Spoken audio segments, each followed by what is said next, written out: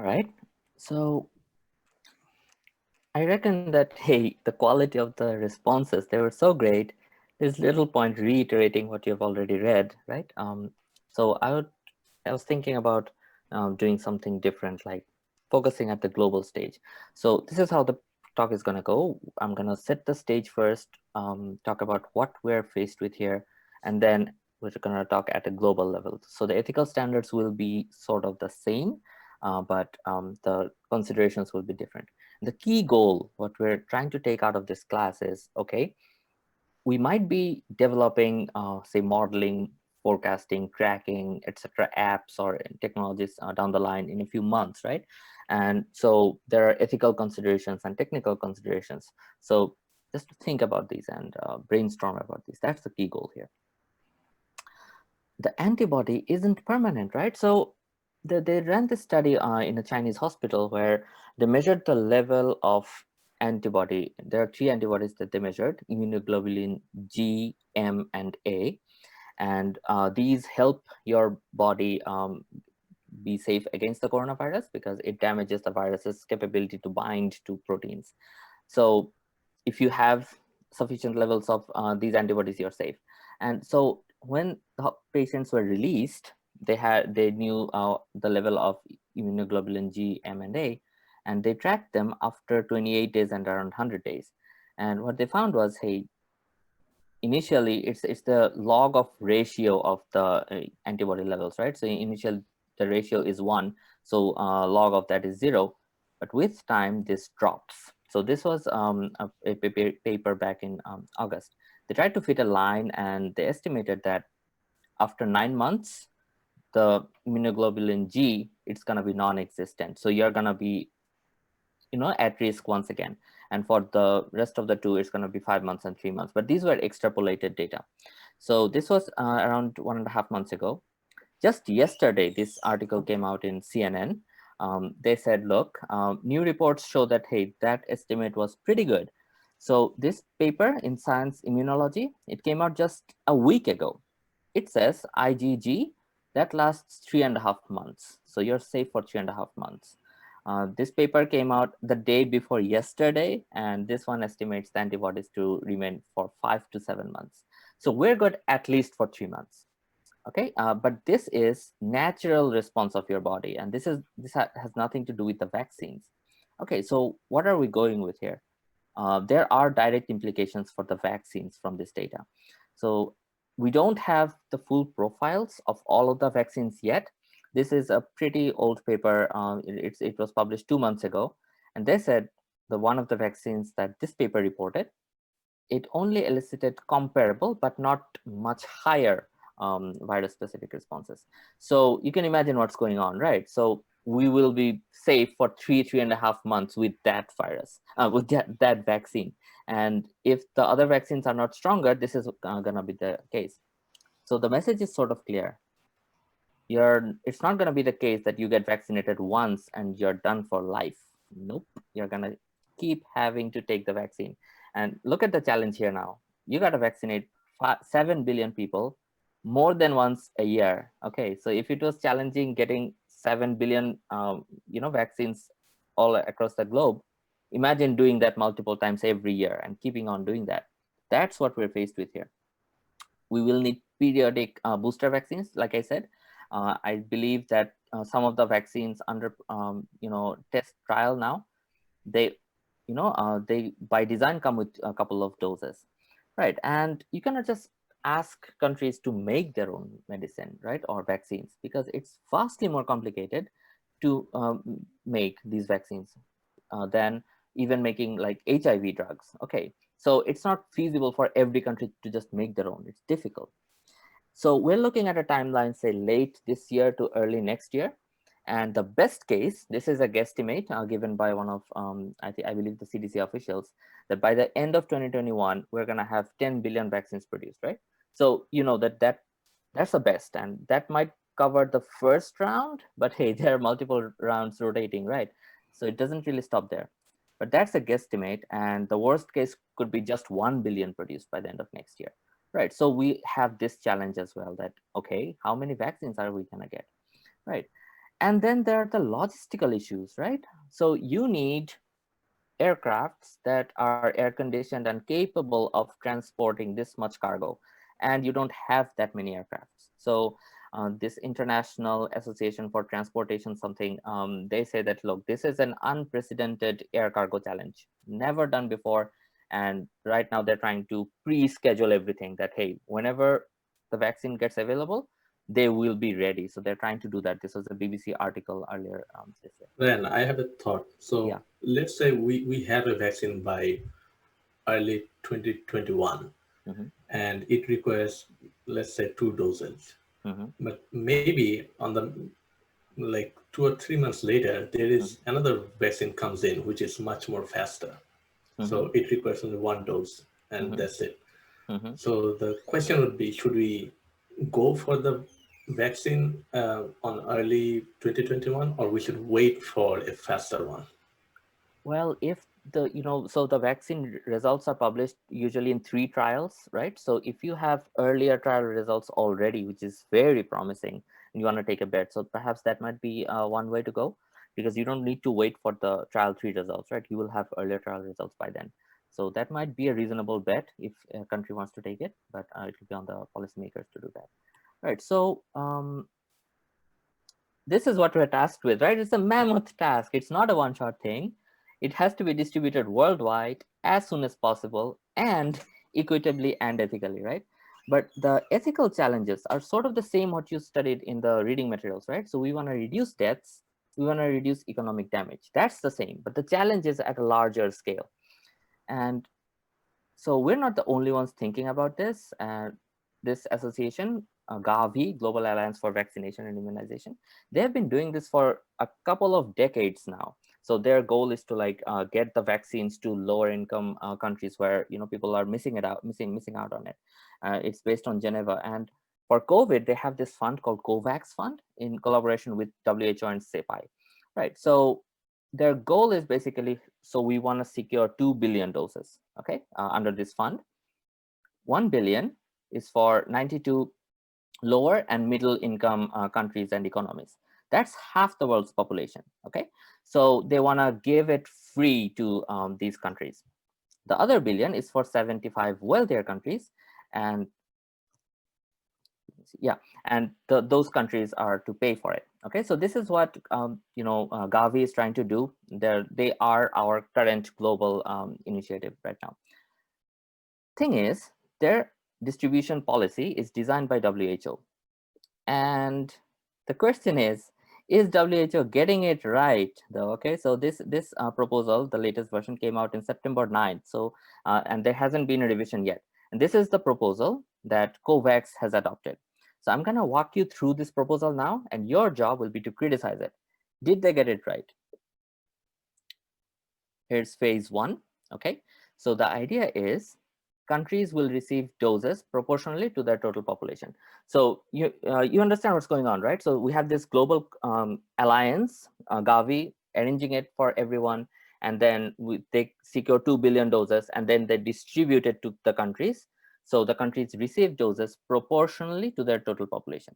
And so there are 2 stages to it in phase 1. In the first stage, it covers like 3% of every country, okay? All countries to receive 3% of their population. So this should be enough to cover the health workers and the urgent responders, right? Who are essential. The second step of phase 1 is to cover 20%, an additional 20% of all the countries. So this should cover the elderly, right? Adults with comorbidities, right? So you can see these are similar ethical principles that you studied for the US, okay? Now then there will be phase 2, and the timing will be based on the country's needs. It's not fixed. And then so the countries would receive another 20% to cover furthermore of their population based on whatever priority comes up. So this is the WHO's recommendations. This is adopted by COVAX. What's wrong with it? Anyone? Any I guess? can already criticize it. So first of all, the 3% of the population, that segment. So Mm-hmm. they're assuming that it will cover the healthcare workers, but Mm-hmm. the proportion of healthcare workers doesn't necessarily proportionate to the total population. Some countries has more healthcare workers than the others. So in that cases, this will penalize those countries which has more healthcare workers, or which has better healthcare, I should say. Right. Great, absolutely great. Anyone else? The first thing that jumps at me is the fact that it's proportional to population rather than being proportional to how widespread corona is in that country. For example, if you look at China and India, we have comparable populations, but China has done a much better job controlling the virus than India. So it seems unfair to me that both of us, both countries would be getting the same amount of vaccines when India needs more help. WHO should recruit Victor because Victor has given a better explanation than the experts at WHO. What? I mean, different countries can be equally populous, like India and China, and have completely different situations. How is that equitable, right? So WHO is going like, okay, it's politically feasible, right? Tenable. So you can convince governments to come on board with this COVAX. So perhaps it's a safe bet. How is this fair, right? So, like Victor said, there can be different premature death rates and economic devastation rates, right? So China and India, completely different pictures. And How Ryan, is it if you fair? live in New Zealand, perhaps you can sell the vaccine by eBay to other countries. You only need 3% of the vaccines. You don't, right? So this is amazing that, hey, WHO came up with this and COVAX adopted it, right? That's our only international hope. So aid should be given proportional to the severity of the problems, right? That's like a no-brainer, but okay. No wonder. My understanding is Yeah. that obviously they thought about that, but from a political feasibility point, that's the only, this is much more feasible. The one that we talk, yes, that's true. I mean, that's more fair, but I believe they know that that will be completely idealistic. Yeah. So it's unfortunate, right? It's absolutely unfortunate. So no wonder the United States says, we'll pass thanks. We don't want to join your COVAX. India, well, last we know from 7th September, like last I know from 7th September, they have not joined it and they're still thinking, okay, I don't know if they joined it yet, but it's not popular. Clearly it's not popular. And, previous pandemics paint a really bad picture. In 2009, the latest pandemic that we had, only a handful of wealthy countries, they secured nearly all of the vaccines, okay?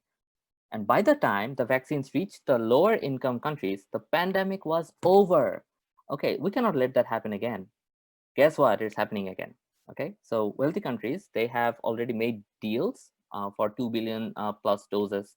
And the deal is like bilateral deals outside of the COVAX alliance. So they have made their own arrangements, and you can see that US has secured 800 million against its 300 million population. UK, they have like 5 doses per citizen, and they have secured 340 million doses. Okay, so we know that there will be multiple rounds of vaccination needed. That's for everyone, but they have they're being proactive and trying to secure, and this is exactly what has happened in 2009, and that was not a good experience. Okay. And this brings us to the concept of vaccine nationalism. Does anyone know what vaccine nationalism means? I don't know what it means, but Yeah. I would assume it's the same as the nationalist versus globalist argument. And the vaccine nationalism would pertain to, we're going to take care of our own, all right? And, Absolutely. So it's like everything coming inwards, right? So anything we produce within our borders, we're going to retain it. And we're also going to try to acquire stuff produced outside our borders, right? So everything is flowing in. That's vaccine nationalism. The question is it ethical? Thoughts, comments? This is a really hard question. Go for it. In my opinion,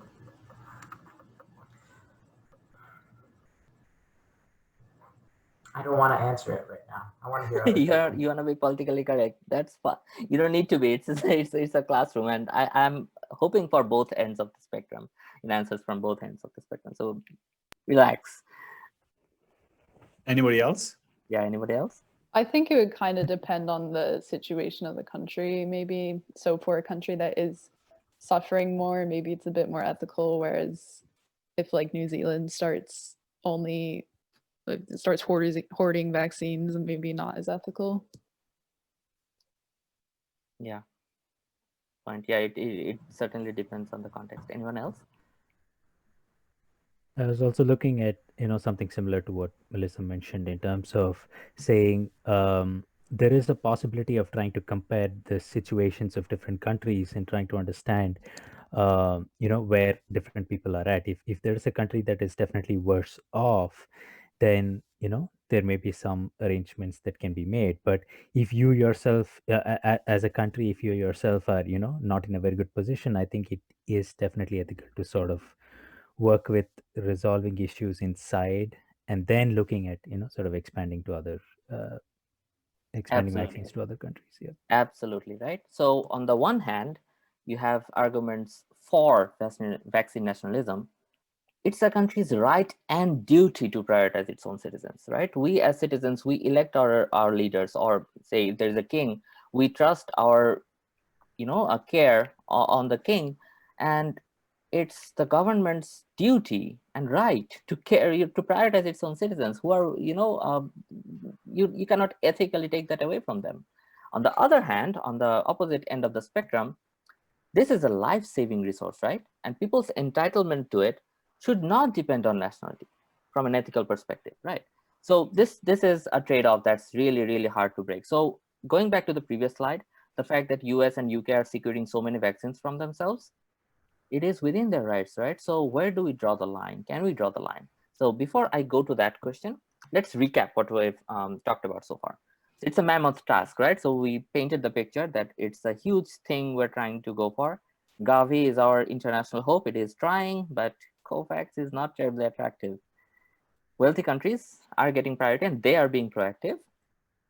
Is there a common zone of agreement, right? So we just talked about this tension that, hey, vaccine nationalism, the trade-off. Can there be a common zone of agreement? Can we propose something, say, unlike what WHO has proposed that was not attractive?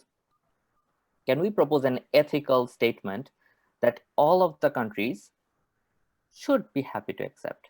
Okay, what might that look like? Any ideas from anyone? Any wild guesses? You understand the question, right, everyone? Can I just add another perspective on the previous issue of like vaccine nationalism? So I think it's a bad idea because it essentially says that whichever country came up with the vaccine has right to it, right? But it's not like, for example, let's say France comes up with a vaccine. It's not like France it discovered every single thing that went, all the pieces of knowledge that went into making that vaccine, right? As we know in research is built upon layers and layers of people making small dents into the problem. And who knows where those people came from? They essentially, it's a very international community of researchers which has built the process which allows for vaccines to be discovered, right? So I think that's another thing that we should take into account while talking about this, because it's not one country single-handedly using taxpayer dollars or whatever currency pushing for vaccine development. It has been a very long process in which all countries have played a role. And also the country that comes up with the vaccine first, they don't necessarily need to hold all the information. Maybe they could hold the vaccines they made, but they could share some information that is useful for replicate their vaccine, and other countries can use that to make rapid absolutely production. that is a very correct point, but the issue, like I mentioned previously, that it's not easy to make it, right? So you might have all the recipe, but the technology to make it, it's a difficult one. It's much harder than making small molecule drugs.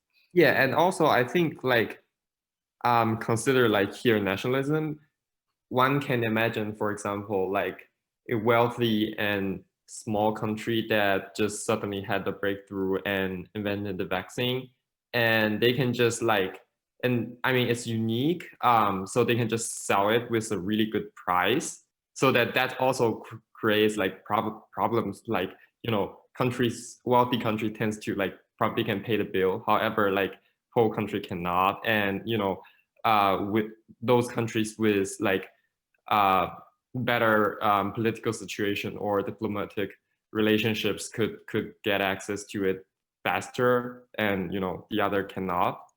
That's also the problem, I guess. Yeah, these are all really good points. So the question I was trying to get at that, okay, so we have this reality, right? So people and countries are inevitably engaging in vaccine nationalism. Can we suggest a common zone of agreement, an ethical statement that the countries would still agree to ethically when it comes to sharing their resources with others, right? Where do we draw the line? When you talk about this trade-off, this tension, up to which point is taking care of your citizens fair, and what's the no line that you should not cross, and that it becomes unethical beyond that? Can you think of any upper bounds to it? Anyone? I think one of the things that comes to mind is basically in terms of percentage of population. So one thing is you can try to understand what percentage of population is infected, or what is the current rate in which the infection is spreading. Sort of keeping those two in mind, trying to understand how much of resources should be allocated to that country. And we can, based on different data, we can say, okay, if less than 1% of population is infected, that's still okay. We can go ahead and sort of sell to other countries or something like that. 1% is just a random number that I'm thinking of the top of my mind, but we can definitely have more solid numbers and statistics. That's absolutely true. But the thing is that, hey, this immunity won't stay forever, right? So like I said in the beginning, it's just a matter of few months before you lose your immunity and you need to start vaccinating again, right? So there's that point. I really loved Vashish's point. You almost went to the model suggested by a science paper that came out in September. So they say, are you guys, let me quickly ask, are you guys familiar with RT, the rate of propagation, right? So if someone is not, the idea is how many, like on average, how many other people are you infecting if you're infected yourself?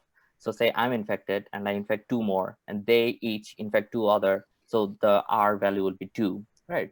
So if this value is less than 1, then we have statistical guarantee that the pandemic will die out.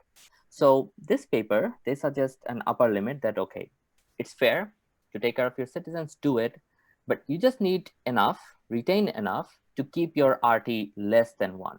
So then you have statistical guarantee that pandemic is going to die out, and then it's just not right to hold on to more than that, and you should sell or distribute it, right? So Vashish, you really came close to it.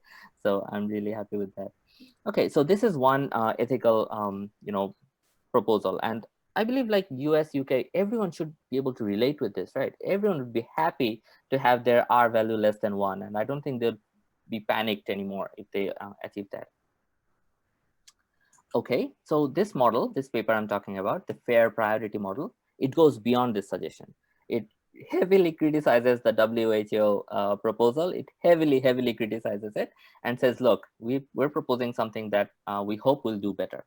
So how do we reduce premature deaths? And this is the ethical framework that they're talking about. They say all deaths are important, but premature deaths are more important. Remember what I said, what we talked about regarding the homework, that, hey, might be a reason for prioritizing young people? That one of the reasons suggested was they have more years to live, right? So perhaps their deaths, the premature deaths, are more important. Perhaps reducing that should be a priority. So there is this scale, this SEYLL, standard expected years of life lost. Okay, so the idea is, if I give you the virus versus if I don't give you the virus, in your age group, what's the expected number of years you're losing out? Okay, so this is the metric, and it is already used in global burden of disease calculations. So it's not something new. It's already in place. It's possible to quantify. So they say, look, let's use it. So we wanna minimize the number of years lost, right? So this is the expected number of year loss averted by administering vaccine. So let me rephrase it. So we want to distribute the vaccines among different countries, but we want to prioritize between two countries, the country where more years of life will be saved. Okay, so that's the metric we're talking about. Okay, now I will come back again to criticize this model. So, think about what might be wrong with this proposal as well. And the second part of this is reducing economic and social issues, right? So the ethical consideration is sort of the same as, what we saw before, that overall economic improvement and the extent to which people would be spared from poverty, that should be, what we're looking to protect against here. And they mentioned that, look, the gross national income. So we want to give it to a country where the reduction in GNI would be minimized. Okay, so we want to save their economy. And this is, again, very much quantifiable, and you can do it across the globe in a fair way. This is what they claim. But is this perfect? Again, I'm opening the floor. What can be the criticisms for this model? I'll just get the slide back. Yeah.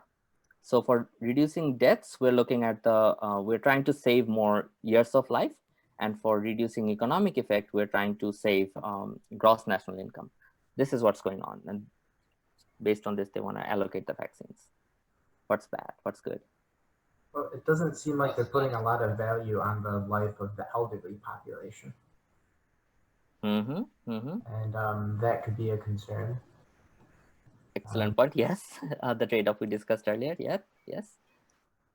I guess a loss in gross national income for, like, if the US loses out on a certain amount would not be as detrimental if a much poorer country lost that same net amount. So maybe that should be a bit more scaled to the country's already national income. I think there are. I'm very poor with these definitions. I think there's a difference between absolute GNI and proportional GNI or something. So they sort of give an explanation in the paper that they're choosing absolute reduction in GNI to protect against something like that. Relative measures between countries. I'm sorry, I don't remember it exactly, but they do. I believe have that in mind. Sorry, Victor, you go. Okay. So just one thing, it might be very controversial to say this, but like just taking standard expected years of life lost and not accounting for the quality of life in that might, it's just another thing that might need to be taken into account, the quality of life.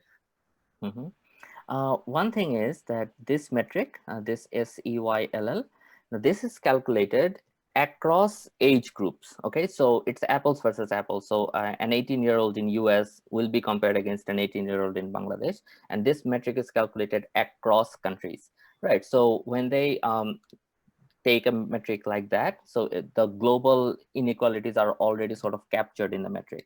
So I don't know really deep about it, but this is what the paper explains. So this is how they defend their position on this. In some sense, it's counterintuitive to like, oh, let's vaccinate all the young people. Because the whole reason that we were doing, oh, sorry, what were you saying, Ryan? They don't vaccinate only the young people. It's like, so this metric, I wasn't very clear. So this is calculated among age groups. So we have an age group of elderly, older, mid-age, younger.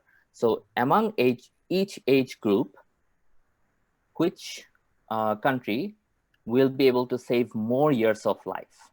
Okay, so within the age groups. So we'll be comparing young people in USA versus young people in Bangladesh and make a choice whether to give it to US and Bangladesh or Bangladesh. We'll be comparing old people in USA to old people in Bangladesh, and we'll be trying to see, hey, how many numbers of years can we save by giving it to one of these countries? See, this is what they're trying to optimize here. Yeah, sorry, I wasn't very clear. This is actually a bit difficult to comprehend, and I'm not an expert, so I was doing a bad job. So is it perfect? No, and guess what? There was pushback from it. Singapore was, they did not like it. Let's just put it that way. That paper came out in September 11th, and in September 12th, there was this article in a Singapore newspaper from a professor at National University of Singapore. He analyzed this model from science, and he said, look, under this model, in the first phase, USA and Brazil would get a higher priority than Singapore. Why? Because they simply have higher deaths per capita. So given a tranche of vaccine, they will be able to save more years of life than Singapore. So it's like they are doing a bad job, so their people are dying more, and we're doing a good job. And now you're gonna make us wait to get the vaccine because more life years can be saved in their country. How is that fair? You see, so this question was raised, okay? And well, that's only one part of it. There's another part that this is the first phase where you prioritize reducing deaths or premature deaths. In the second part, you do try to, optimize for economy. And Singapore has taken a huge hit in economy. So perhaps Singapore will be prioritized in the second phase than many other countries, right? So there is this trade-off there. So this was the pushback that this fair priority model faced, that, okay, it just might end up penalizing the countries which managed it better. Okay, so there's that. Okay, so that's all I had at the global level. So just to summarize, it's a huge thing, and WHO gave a really shady proposal.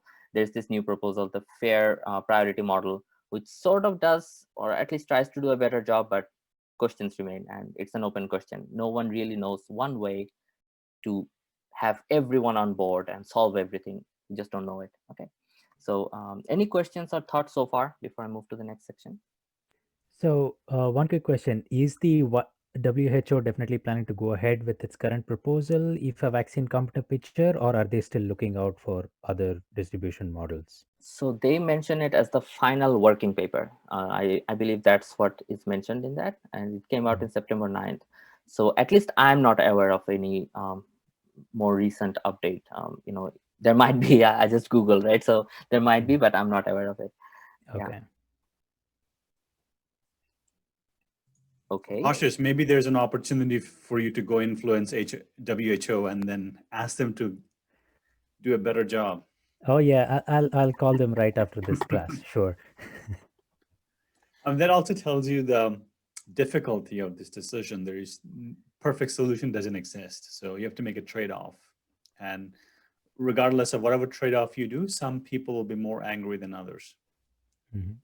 So one of the things that I was kind of curious about was that, well, as I observe Ryan, sort of explain all of this, a few of the things that I think that WHO have proposed seem counterintuitive. So I was just curious as to who exactly would have been in the, sort of the proposal team that might have come up with this, and what nations they would have kept in mind and things like that.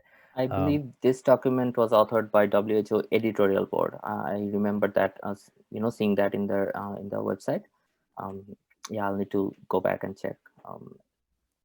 Sure. So exact because I think, I guess from my understanding, I think they would have kept more, of the economically poor countries, I guess, like, some countries in Africa in mind to sort of come up with their current proposals, which might seem unfair to, countries like Singapore, US, Brazil, and whatnot. So I think that might have been the case, but I'm not sure. I mean, when you look at the lowest income countries, logistical challenges become even more prominent. That, hey, let's say you have 3% vaccines for 3%. Just getting it to people, that's nearly impossible because the infrastructure doesn't exist. Okay, True. So it becomes a huge challenge to get it on time to everyone. Right, so it's crazy. The amount of work that needs to be done is unprecedented, and who knows how well we'll be capable of pulling this off. Esan, do you want to take a break, or should I move on to the next one? Oh, do I look tired? No. Yeah, just suggesting. Yeah, it's 6:07. I think the next step is to do the breakout room, right? Yes, we're almost there. Okay, so maybe the breakout room could be the break. Okay. In the breakout room, you can stretch your legs and do whatever. Okay. Let's Okay. get to the breakout room. Okay. Yeah. So that's at the global level, right? So now we can assume that, hey, either you produced your vaccine or you somehow got it from other countries, right? So in the previous slide, Singapore is not a major producer of vaccines, right? So they need to rely on others to give it to them. So if people are not selling it, they're in trouble, right? So they do want to optimize that benefit as well. Now, we have already covered that in the reading materials, the US specific framework. So I don't want to bore you with that again. So here's a cookie for you. But let's talk about some aspects. I believe this has already been covered by Kurt and Wasif's conversation. So I won't really go deep into it. So basically what happened was there's this syphilis study on Black people. 600 people were recruited. 400 had syphilis, 200 did not. And this is in 1932 when no treatment existed. In 45 to 47, penicillin came out as the solution. These guys were never told, and they were just, given placebos like painkillers and just let them be. So many of them died, went mad. This happened. In 1968, a person named Peter Buxton, he raised this question that, hey, it has been so many years since the treatment came out. Why aren't we giving this to them, right? And like Wasif said, the Nuremberg Tribunal that happened after the World War, that had already placed 10 bullet points on the ethical issues of research. So that was like placed 20 years before this, and still this experiment was going on. In 1972, Mr. Buxton has had enough. He leaked it to a reporter. It was published, and it was a huge outcry all over the United States. And people, the outcry was so much that public funding for medical research was about to, get stopped altogether. And then came all these protocols for IRBs that we now have to, maintain, right? We have to take approvals from an institutional review board. And as researchers in HCI, we all need to do human subjects research training. All this came into action after this outcry. And in 1997, President Bill Clinton, he formally apologized to that group of people who were, who suffered from this experiment. So there's that, and this sort of ties back to the first assignment question that we had for this class, right? That direct targeting of, based on race, this is absolutely fresh memory, right? This happened in 1997, the apology, right? So it's pretty much in fresh memory, and it might just trigger this intuition of being guinea pigs, right? And this has not gone away. And as researchers, these ethical considerations are definitely there for us to consider. There's also this issue of antitrust, and you'd be surprised, like I was surprised. So the US government has this Operation Warp Speed, if I'm not mistaken, that sort of is trying to coordinate this entire effort. And they had a list of strategies. Do you know what the first strategy is? It's based on increasing trust. So it's not about reducing deaths or improving economy or anything. The first strategy is increasing trust.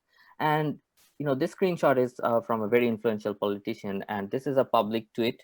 All of these comments are public, and you can just see that all of them are saying that nope, I don't want that vaccine. And after all of this effort, so we're talking about the global distribution and then coming to the local distribution, like you did in your homework, that based on social vulnerability index, etc. After all that, your vaccine ends up in someone who doesn't want it. You just wasted a vial of vaccine, right? So let's bring it to computer science now, right? Can virtual agent help? So this is the breakout room Ehsan was mentioning. So I'll just quickly escape from here and go to an Excel sheet. You can see my screen, right? Mm-hmm. Yeah. So this is the scenario. Imagine you have a virtual agent, okay? That someone can have a private conversation with. Okay, so many people are opposed to taking the vaccine, and they just might be hesitant talking about it to someone because of being judged and whatnot. But they might be comfortable, just might be comfortable talking to a computer. Imagine you're the developer, okay? So you are in charge of developing that avatar that can talk to someone on vaccination. Okay, so this avatar can converse with a human, listen carefully to the concerns, and tries to address them. So here are the questions you need to think about.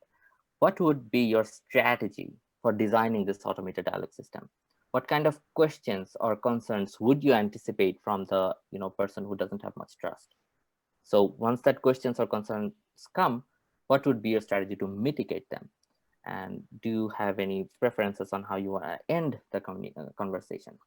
So we're going to have a breakout room. So Ehsan, if you can please do that. So I'll share. Let's ask if anybody has any question on this. Yes. So I have one question. So, so does anyone know like the origin of the anti-vaccine thing? I mean, I know it a little bit. Is there any scientific reasons, or is there any research that's like the crux of this like anti-vaccine thinking? Is there anything there, or is it like completely conspiracy? I don't know.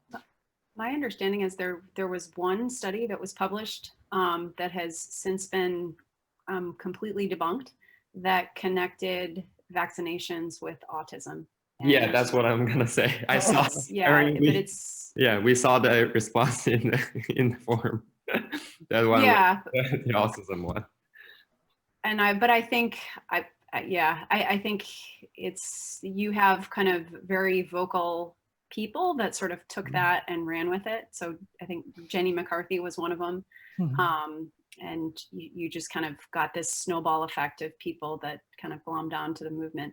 But I guess I'm curious for this exercise, is the objective to get someone on board with the idea of a vaccination? Is that the that would be ideal if you can seal the deal. So imagine you want to convince them, but you don't want to tell them go do it, but you want to make them answer in such a way so that they understand this and without feeling judged. And that's the sweet spot for a computer to do it, where people can ask whatever question they have, and then you need to be able to mitigate that. And so there's a classical dialogue management, natural language processing problem. So we want you to think about how would you design such a dialogue system? What are the questions you may anticipate, and what type of answers would you give them that will not tie to politics, that will talk about science without offending them? I think this is in general, this is a great idea even for a final project. If anybody's looking for an idea, this will have really, nobody's thinking about it right now. So this will have huge implications if we build something that people can go talk to. Yeah, so I have shared the link, and everyone is already here. So Ehsan, if you could please break everyone into 4 groups. Any other questions before I send you off? So I'll create 4 rooms that will 3, 3, and 1 room will have 2. Is that okay? Yeah, that sounds good. So given the interest of time, what we're going to do is we're going to give each group 2 minutes. And within the 2 minutes, please explain your main findings. Let's go with group 1. Sure. So in group 1, we talked about the different strategy. Well, okay, in terms of the different strategies, we want to take more of an empathetic approach to someone who may or may not be fully interested in taking a vaccine, really to get a temperature read of how they either were on the spectrum of definitely wanting a vaccine or being a little unsure or not really interested, and being able to route them through to the best strategy towards convincing them to get a vaccine.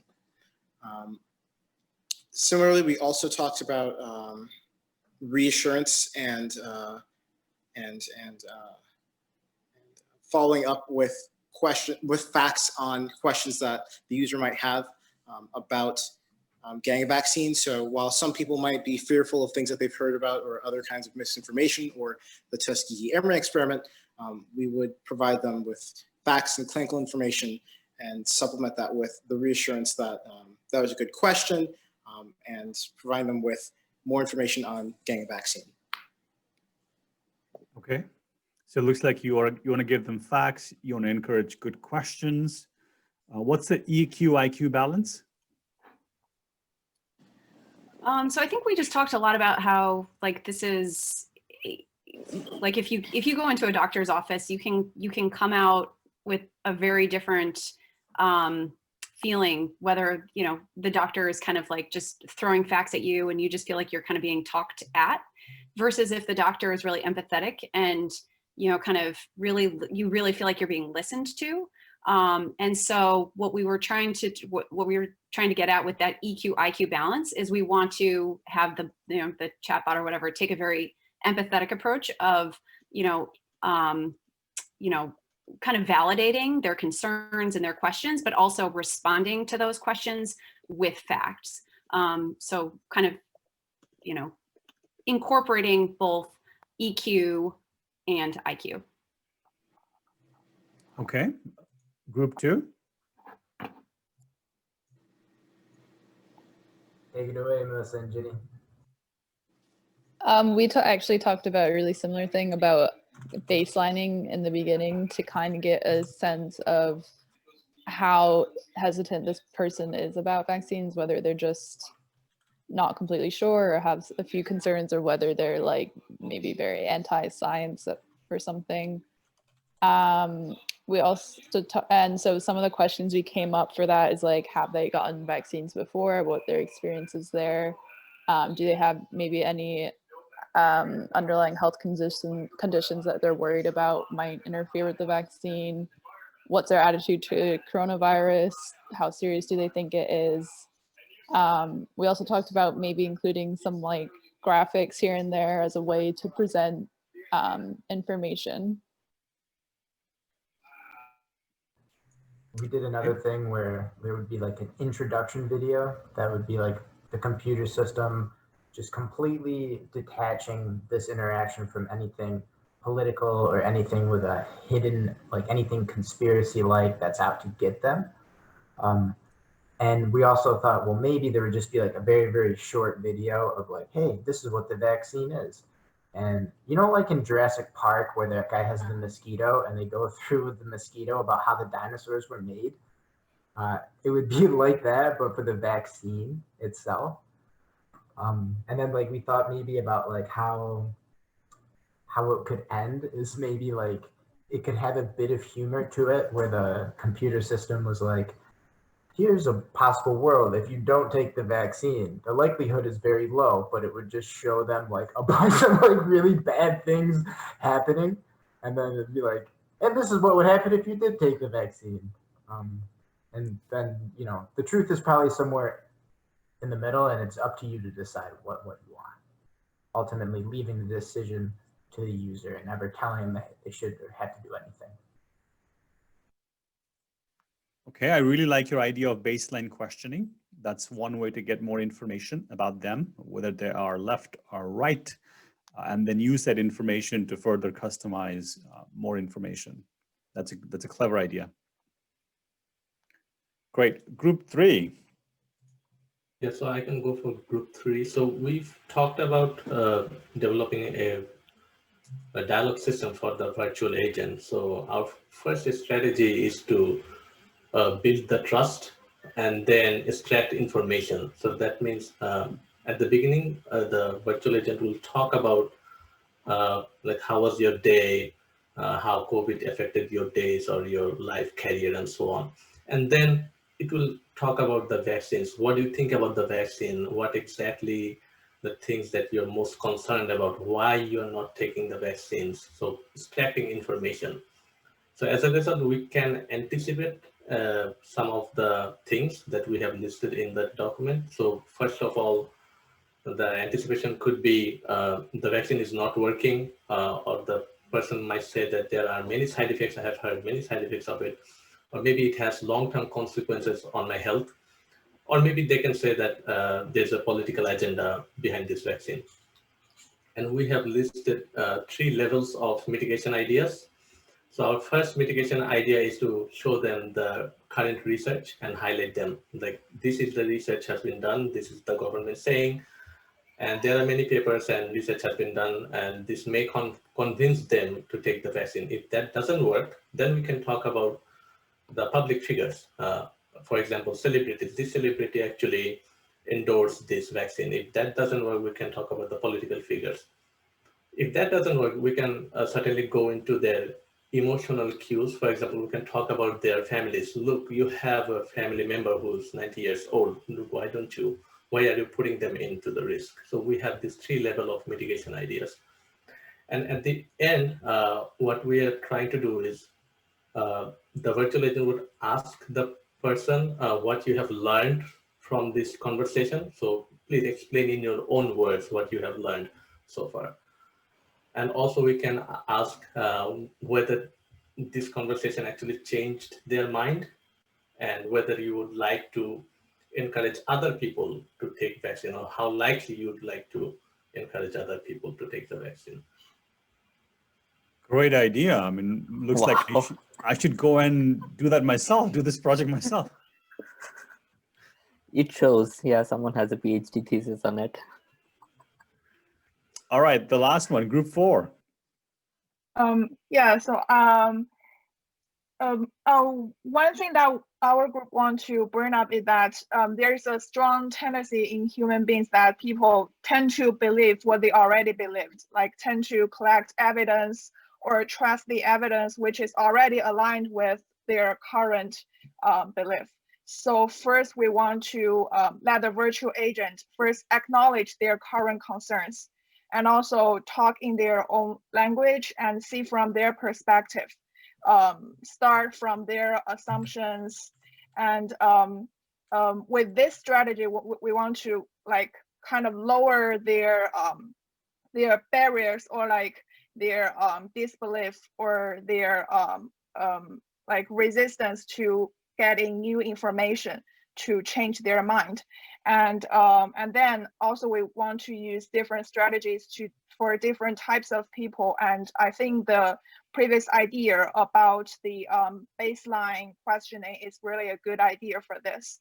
And other is that we hope the virtual agent can provide examples of similar groups, like people that they can easily relate to. Maybe people have the same professions and people have the same age, or people coming from similar backgrounds, and also cite people who they believe, who they admire, to use such evidence to try to persuade them, and also provide some examples based on people they know, to use such evidence to try to change their mind. And yes, these are the major strategies that we want to propose. Cool. I like the idea about finding people similar to them so that they can relate. That's a good touch. Yeah, and also we discussed about one thing is that, like, so for example, it's something that John Oliver actually talked about, that it's much more helpful if their grandchildren talk to them than us. So maybe we can borrow from that, and is that we can copy the voice of their grandchildren. The virtual agent can talk in the accent or in the style of their grandchildren. For example, if I spend a lot of time in Khan Academy, if Sal Khan talks to me something, it's much more easier for me to grasp. So I think that can be used. And also, Shafee, so one other thing is that, so we can actually get evidence from people who change their belief.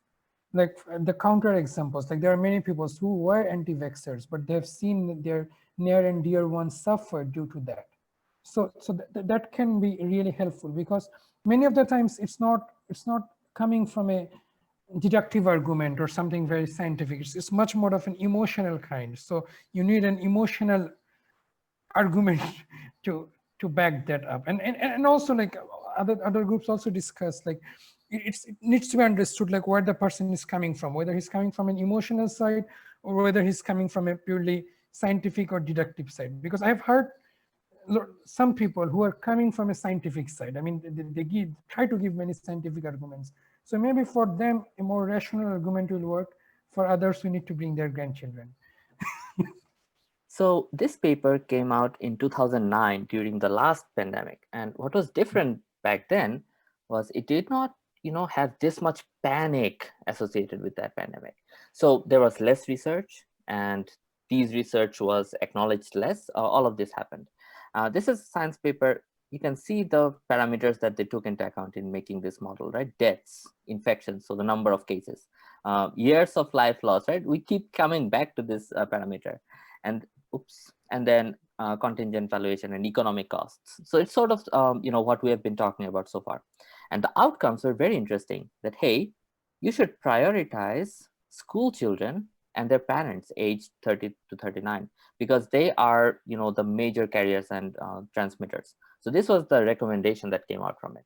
So you can imagine for COVID-19 it would be a different model with different outcomes. So clearly we have 10 minutes or 9 minutes now, so we cannot go deep into every possible model. I'll just show you one way to do this. So this is a paper that just came out last month. It is still in meta-archive, so it has not been peer reviewed, so take it with a grain of salt. It talks about a dynamic prioritization of vaccines. So it considers two socio-demographic groups. Okay, so one is based on age. Okay, so you have 6 groups here, 0 to 4, 5 to 19, so on and so forth. So you have the 75 plus as the oldest group.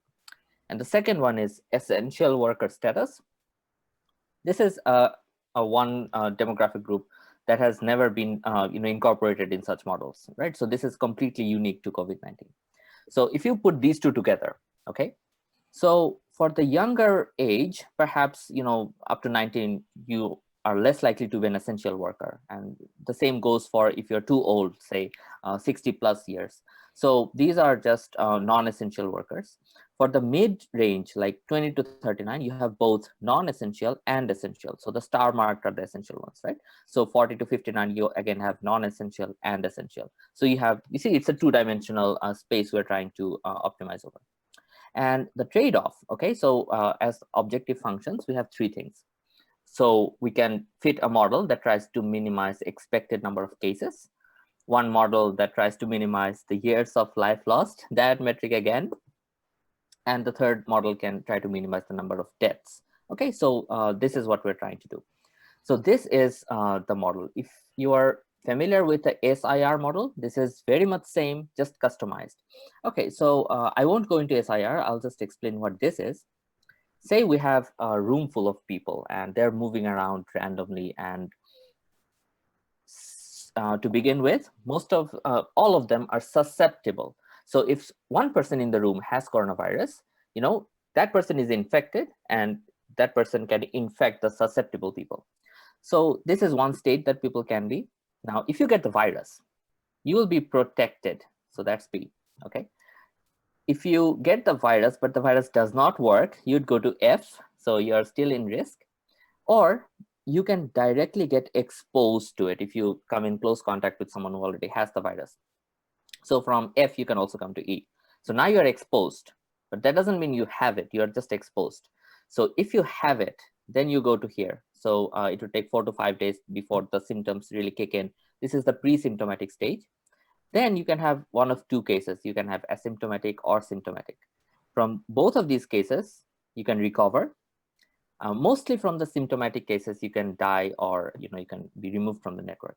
So you can imagine the public health instructions we have had, say, maintain social distancing, stay at home. This is to reduce the probability of going from S to E. You're susceptible, like I am susceptible, but if I stay at home, I will not be exposed. So this probability gets reduced by that public health measure. Now, even if I'm exposed, I can reduce this probability of getting infected by washing my hands, right? So I wash the germs off, or wearing that mask. I was close, but hey, it didn't reach me. Okay, so you see the public health measures are directly informed by such simple models. So when you have these models, this state model, you can make some basic assumptions for this paper that we're talking about. That hey, contacts are mostly concentrated within age groups. So say I am more likely to communicate with people similar to my age rather than extremely young children or extremely older people, right? So there's this homogeneity within age groups. And if you give too many vaccines to the same age group or a given group, the marginal or additional benefit that you get, it will start to reduce because, at one point you will have immunity within that group and the additional benefit will reduce. And coronavirus is dynamic, right? It moves along the society. So the shares of population in different states will change with time. And that's why this model is a dynamic one. So vaccine prioritization should also change accordingly. And so you need to make some basic assumptions. So for this paper, they say that, look, we're just going to assume that, hey, we have 60%, enough vaccines for 60% of the population for 6 months. Okay, that's just an assumption they just plugged into the model.